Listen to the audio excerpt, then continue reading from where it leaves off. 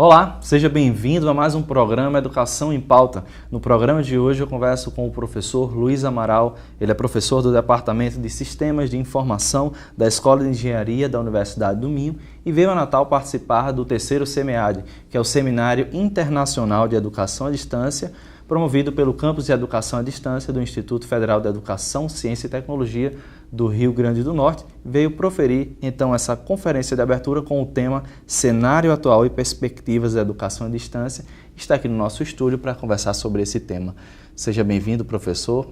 Muito obrigado.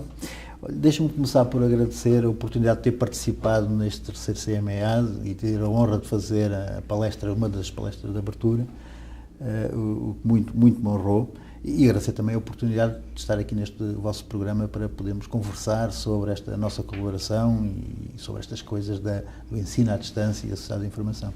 Não é a primeira vez que o senhor está na nossa cidade, né? Mas o Instituto é a primeira vez que o senhor conhece. No Natal já tive o prazer de estar aqui há uns 15 anos, talvez, numa conferência, para apresentar um trabalho, e estive aqui alguns dias, e dias que deixaram muita saudade. E felizmente tive agora esta oportunidade de voltar a revisitar, se bem que o tempo não tenha ajudado, não é, a fruir aqui também destes vossos encantos, mas é de facto uma volta com muita satisfação. Como é que o senhor vê essa parceria do Instituto com o Minho, que rende aí, sobretudo além da sua participação, dos diversos professores, também em nome do senhor, dois orientandos nossos, né, dois professores aqui do Campus de Educação à Distância. Eu tenho o prazer de ser orientador do Wagner e da Elisama.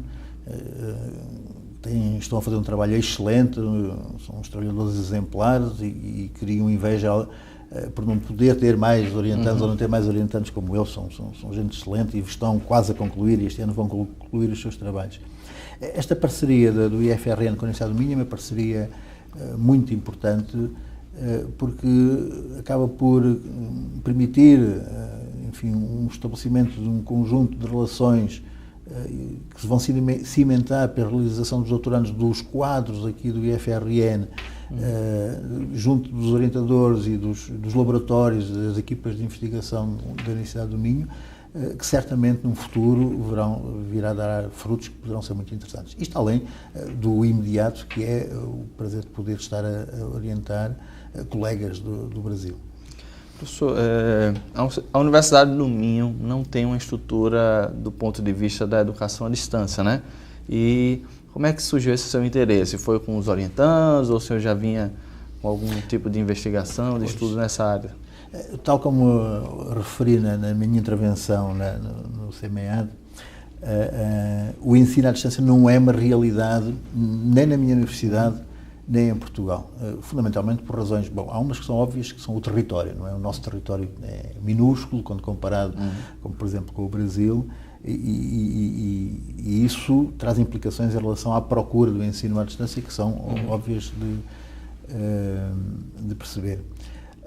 Mas tem havido esforços ao longo dos anos de adoção das tecnologias no suporte do processo de ensino-aprendizagem, nomeadamente em contextos que se designam normalmente por e-learning, a utilização das ferramentas e plataformas de e-learning.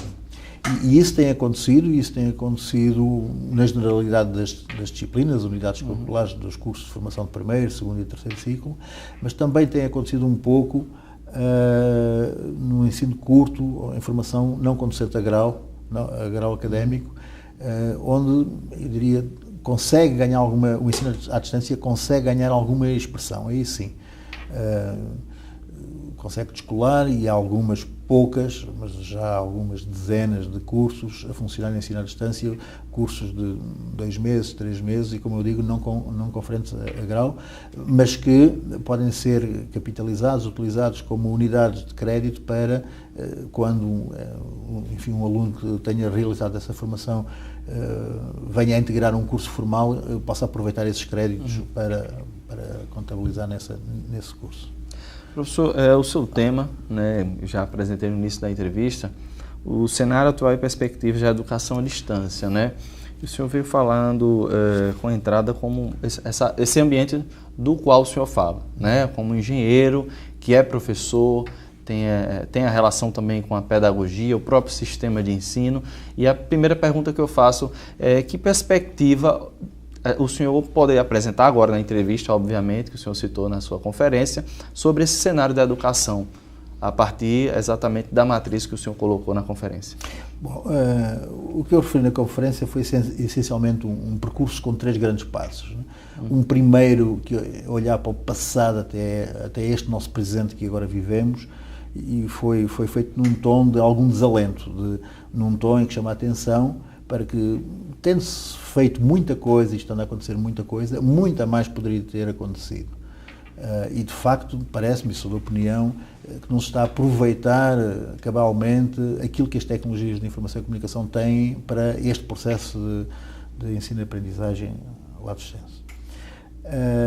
E há uma razão para isso, é a minha interpretação, que se baseia fundamentalmente naquele fenómeno muito popularizado, muito discutido e muito criticado por alguns pedagogos, que é a classificação dos alunos, enfim, da população envolvida neste processo entre os imigrantes digitais e os nativos digitais. Eu não vou entrar nessa discussão, não entrei nessa discussão na apresentação, mas serve-me ajuda-me a perceber que, de facto, neste momento, e essa é a análise que eu faço neste momento, há um desajuste entre aquilo que são os velhos paradigmas de ensino e alguma teimosia, alguma resiliência em não os deixar acabar e alguma incompreensão em relação àquilo que de facto são as características de hoje em dia dos jovens, ou portanto dos nativos digitais. Não é? Ou seja, o senhor acha mesmo que precisamos repensar não só a escola como os educadores, né? Todo o processo, não é? Os meios, a escola, os educadores, porque de facto, veja-se, hoje em dia as pessoas socializam, trabalham, divertem-se, cooperam de forma radicalmente diferente do que se fazia noutros tempos, onde foi concebido, enfim, os paradigmas tradicionais de ensino e aprendizagem. Eu dei até ontem o exemplo do facto de, por exemplo, em Portugal discute-se muito a proibição dos telemóveis na sala de aula. Quando se devia estar a discutir era de como é que vamos aproveitar para o uso, né? Como é que vamos aproveitar a utilização dos telemóveis na sala de aula, porque não adianta, quem é professor sabe isso, não é? Não adianta proibir, quer dizer, só com mecanismos violentos de intrusão, não é? Mas quer dizer, não é questão de só não adiantar, não devemos procurar ir contra aquilo que de facto hoje em dia é uma característica da socialização, do trabalho da cooperação das pessoas, que é a utilização de diversos... Ou seja, a sociabilidade hoje é mediada pela tecnologia, é uma coisa que não tem como voltar atrás, né? Mas, não. Eu mostrei ontem também uma figura, um cartoon que chama a atenção para isso, que é um jantar de gala em que estão as pessoas sentadas e um indivíduo com o telemóvel na mão a perguntar à senhora do lado de que lado do talher é que se deve pousar o telemóvel. Que, traduzindo de facto as tecnologias vieram, não é uma questão de gostarmos, não gostarmos. Não é questão de dizer se você é integrado a esse pensamento apocalíptico ou demonizando, né? As coisas mudaram. Mas como professor, o senhor acha temos que repensar isso, né? Temos que repensar os modelos, veja-se, juntar todas as pessoas num espaço para ouvir outra falar, se pararmos para pensar um pouco, é anacrónico, quer dizer, que sentido faz? Não quer dizer que não tenham que haver momentos síncronos, conjuntos, porque há competências, valências e soft skills que só se aprendem por vivência e cooperação em comunidade. Não estou a dizer a extinção completa, mas eu olho para a minha universidade para não criticar as outras, e boa parte do tempo dos alunos é gasto em sala de aulas, como era gasto há séculos, não é? Com ouvirem um professor a falar para 40, 50, 60 pessoas, achando que são todas iguais, têm todos os mesmos interesses, têm todas as mesmas dúvidas. Hoje as tecnologias permitem certamente encontrar formas de resolver essa necessidade de transferência de conhecimento que não seja por esse modelo.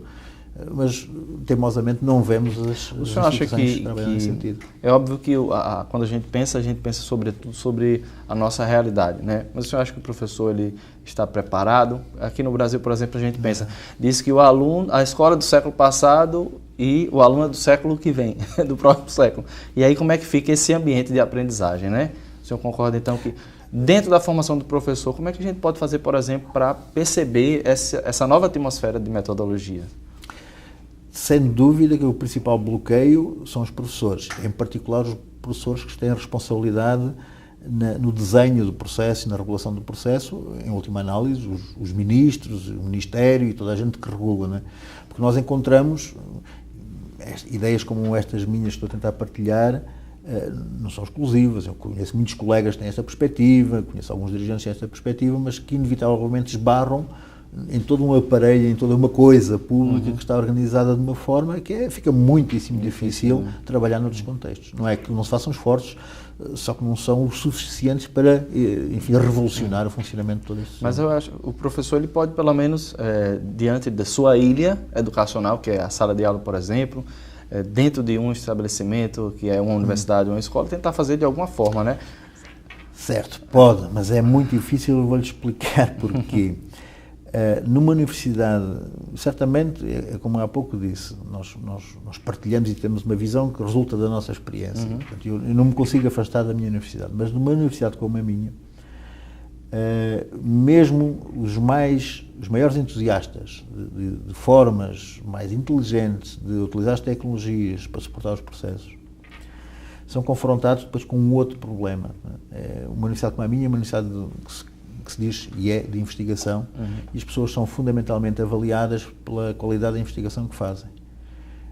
Isto quer dizer que o tempo que podem dedicar à renovação do processo pedagógico é limitado por esse outro fator. Além de outras coisas que têm que fazer, gestão, extensão e tudo mais, mas acaba por ser prejudicado, limitado, não é prejudicado, limitado dessa forma. E, portanto, a boa vontade do indivíduo esbarra, enfim, na decisão de um autossacrifício da sua carreira, e se autossacrifica também não progride, portanto depois também não há a ter o poder nem a posição onde possa mudar as coisas e de facto deixa mais lenta essa evolução, digamos assim. Fica, enfim, restrita, digamos assim, a pequenos contextos, a pequenas experiências bem intencionadas que se justificariam, mas isto precisa de facto de uma revolução, digamos assim, completa, não é?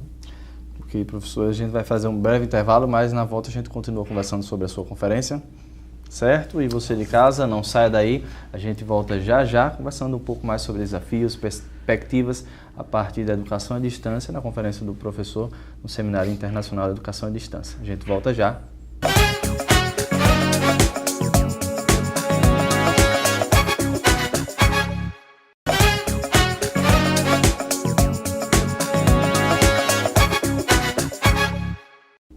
Voltamos no intervalo e eu continuo a conversar com o professor Luiz Amaral, professor da UMINHO, do Departamento de Sistemas de Informação da Escola de Engenharia. Professor, ainda sobre a sua palestra, cenário atual e perspectivas da educação à distância, né?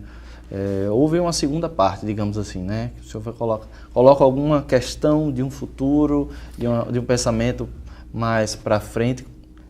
O senhor pode sintetizar essa ideia para que os nossos telespectadores possam entender também? Claro. Sim, eu não poderia ter ficado só com a desgraça. Um lado pessimista, né? E o lado pessimista desta história. A ciência tem que ser um pouco pessimista, né? Mas não pode ser só. Encontraria razões para avançar, não é? E de facto, a segunda parte da minha intervenção teve que ver com como eu perspectivo o futuro, não é? E mais uma vez vou buscar a tecnologia, o quadro de referência para perspectivar esse futuro. E baseado, enfim, no enunciado de singularidade tecnológica, popularizado pelo Ray Kurzweil, em que diz que a aceleração, não só a velocidade é muito grande, mas a aceleração da inovação tecnológica é tal que forma uma exponencial, e isso quer dizer que num determinado instante no tempo é tempo infinito, ou seja, num curtíssimo espaço de tempo a inovação tecnológica é tanta que fica imprevisível o que daí resulta. O que é interessante nestes modelos de previsão é quando eles têm que ver com, sei lá, o Sol vai explodir, ai que desgraça, mas é daqui a 30 milhões de anos. Bom, 30 milhões de anos, ok, não vou deixar de dormir por causa disso. Mas estas previsões da singularidade tecnológica apontam para 2030, 2032, o momento dessa singularidade. E, portanto, estamos aqui... Uma previsão recente, né? Previsões recentes. A previsão já tem 60 anos, não é? Mas aproximamos-nos da altura dessa tal singularidade. E, portanto, tudo indica que é 12, 14, 15 anos, isso de facto irá ocorrer. E, como eu digo, é uma previsão que já vem quase há 60 anos e que se tem mantido e tem sido reforçada pela evolução tecnológica, nomeadamente, por exemplo, dos processadores, dos processadores, com a famosa lei de Moore e outras leis que foram a seu tempo enunciadas e que o tempo tem comprovado como verdadeiras e como verificáveis. Bom, isso quer dizer que, de facto, estaremos a meia dúzia, enfim, alguns anos dessa tal singularidade tecnológica que irá revolucionar a forma como o mundo funciona, né? Falei nisso, há uma justificação que eu encontro para isso, que é o seguinte: a humanidade durante muito tempo comunicou de um para um, e assim foi vivendo de um para um ou de um para muitos poucos, na sua caverna, na sua aldeia. Depois, a determinada altura, houve uma revolução, uma altura que, enfim, se foram uns séculos, desde o Gutenberg com a imprensa escrita até a televisão tradicional, não interativa. Os primeiros meios de comunicação de massa. Em que passou a comunicar de um para N, portanto, os mass media, a comunicação de massa. E o que a internet está, de facto, a providenciar à humanidade é, pela primeira vez na história, um momento em que se começa, porque estamos mesmo no início deste processo, em que se começa, apesar de ter alguns anos, umas décadas, estamos no início do processo em que se começa a ganhar a capacidade de comunicar de N para N, ou seja, de muitos para muitos. E se a antiga revolução, a primeira, de 1 para N, não é? E todos nós conhecemos a expressão televisão, a caixa que mudou o mundo, não é? Porque, de facto, o mundo, depois desse período, não é? Dos mass media, ficou radicalmente diferente. Esta agora, em que a humanidade vai ganhar esta habilidade de comunicar de todos com todos, é pelo menos uma ordem de grandeza superior à anterior e, portanto, vejam só, quer dizer, o mundo vai revirar novamente, ainda com uma ordem de grandeza pelo menos superior. E, portanto, quando se isto associa às previsões da singularidade tecnológica, de ser tamanha a evolução, fica imprevisível, por definição, o que é que vem a seguir, encontramos nessa renovação, digamos assim, com base na tecnologia, esperança para o mundo, não é? Se olharmos isto depois de uma perspectiva, também não sou sociólogo, sou engenheiro, mas se olharmos para o mundo que temos hoje em dia, vemos que já teve melhores dias, não é? O ambiente, estes populismos, enfim, tudo isto, não é? Está a tocar espaços muito, muito complicados que comprometem o futuro do mundo. E, portanto, eu consigo encontrar na singularidade tecnológica, não porque ela tem, mas porque ela vai providenciar, provavelmente, uma singularidade, pelo menos é a esperança que eu tenho, que tenho para os meus filhos e para o meu neto, que já tenho um neto, é que haja uma singularidade social, ou seja, que associado a esse enorme avanço tecnológico, haja também um enorme avanço social e que o mundo encontre, com esses novos meios, forma de funcionar mais razoável, não é? Que não seja esta forma. O senhor acredita e deixe-me só terminar, e nessa reforma social há de haver também, no que diz respeito ao ensino-aprendizagem, uma, digo eu, singularidade educativa. E, portanto, há esperança que tudo isto venha. Essa singularidade educativa, na prática, poderia vir a partir de quê? Por exemplo, tendo em vista que antes a gente tinha tecnologias antigas, como rádio e televisão, que emitia para um público, por exemplo, sem saber para o qual, mas para uma massa sem rosto, digamos assim. E hoje, como o senhor coloca, de um ponto a outro ponto, que existe esse fluxo de comunicação muito mais ativa, inclusive a própria produção do conhecimento, hoje a gente vê que não está só na escola, né? Está no universo da internet. Então, do ponto de vista, sobretudo, do aprendizado, como é que a gente pode perceber isso? Eu julgo que essa singularidade, aliás, também eu referi, a singularidade educativa vai ter duas grandes expressões. Uma é que os modelos que vão ser encontrados não podem ser contra aquilo que são as realidades de vivência de hoje em dia, de socialização. Não é?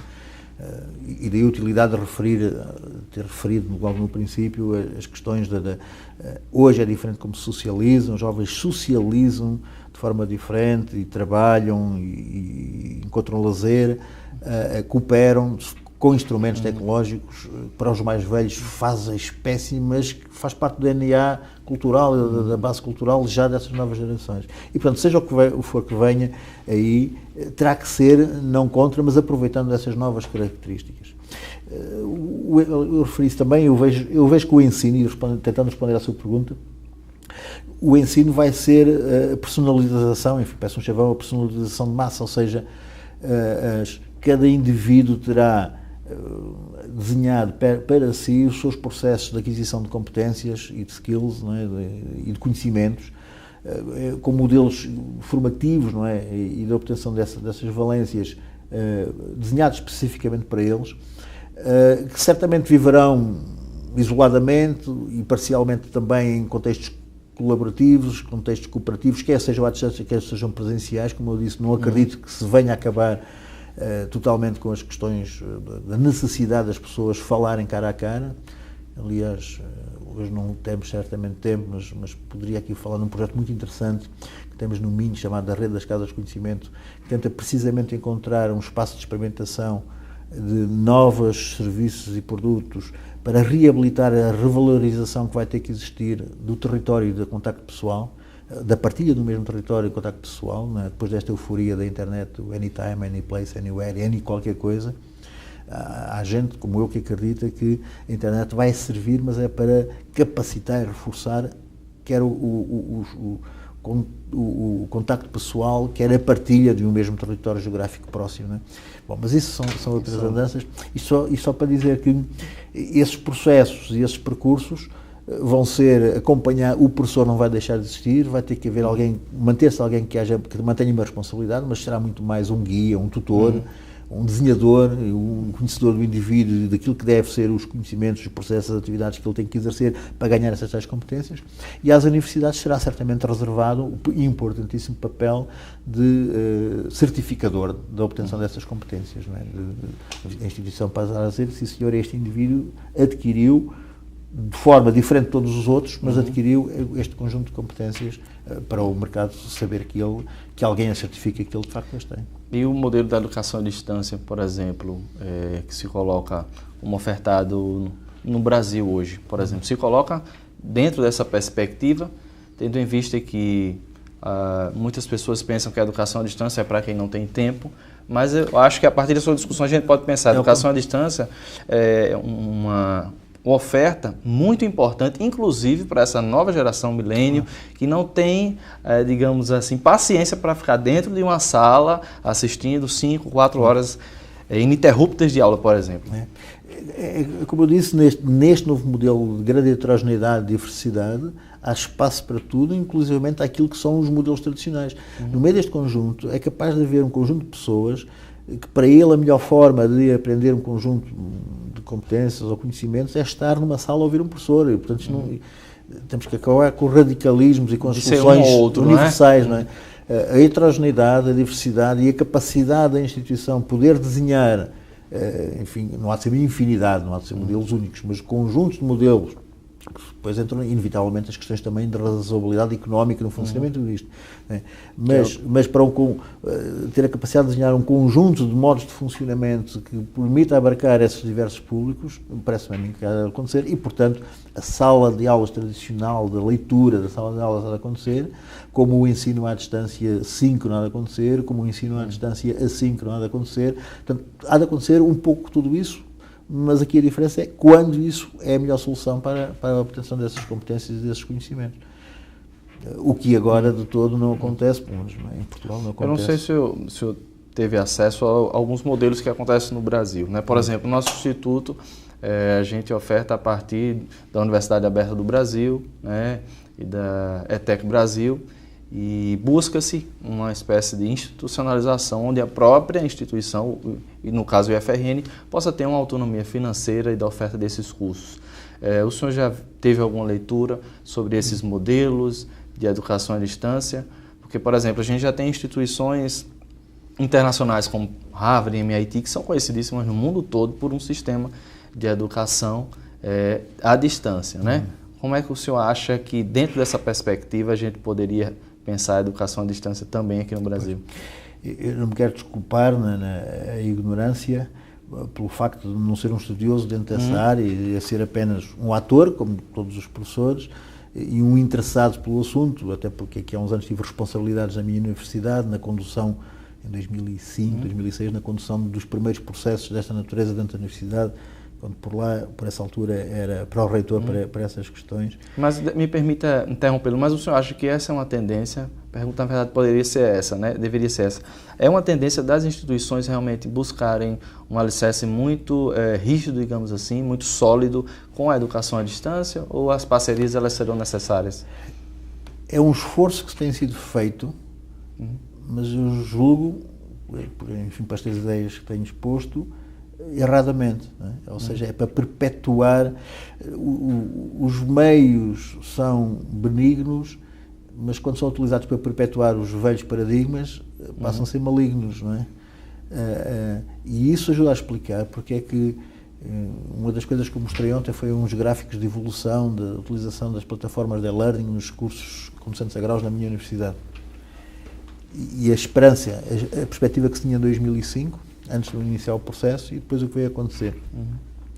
E, espantosamente, algumas coisas correram bem, que são as coisas que fazem sentido, a utilização de plataforma para acelerar a comunicação, a partilha de documentos, esse tipo de coisas, mas depois todas as outras coisas mais sofisticadas, como a partilha e publicação e cooperação na publicação de objetos de aprendizagem e outros aspectos mais sofisticados da utilização das plataformas, estagnaram e ficaram com os valores que tinham em 2006. Portanto, mas as pessoas são teimosas, são incompetentes, pode-se levantar essa questão. Eu vejo num bom senso intrínseco, intuitivo das próprias pessoas, que não merece a pena estar a seguir, a teimar, não é? na modernização dos velhos modelos. É preciso reinventar, redescobrir, repensar os novos modelos, não é? Que sejam de facto compatíveis com coisas como o trabalho que a Elisama fez, de utilizar os estilos de aprendizagem para as ferramentas automaticamente se ajustarem ao estilo de aprendizagem do indivíduo. Ferramentas dessa natureza, né, que aportam a inteligência que as tecnologias têm, de facto ao serviço do processo. E não os velhos modelos de massificação e que esbarram depois nas tais características das tais gerações dos nativos digitais. Não é? Professor, infelizmente a gente já está com o tempo esgotado, mas agradeço mais uma vez a sua entrevista por ter nos trazido aqui o campus de educação à distância, no nosso estúdio, o programa Educação em Pauta, esse tema. Eu que agradeço a oportunidade, foi um imenso prazer ter estado no seminário e ter, enfim, esta agradável conversa consigo aqui hoje. Muito obrigado. Muito obrigado. E a você de casa, muito obrigado pela sua audiência, por ter nos acompanhado até aqui. A gente se vê no próximo programa Educação em Pauta, todos os sábados, às 10 horas da manhã, aqui na TV Câmara. Até o próximo programa. Tchau, tchau.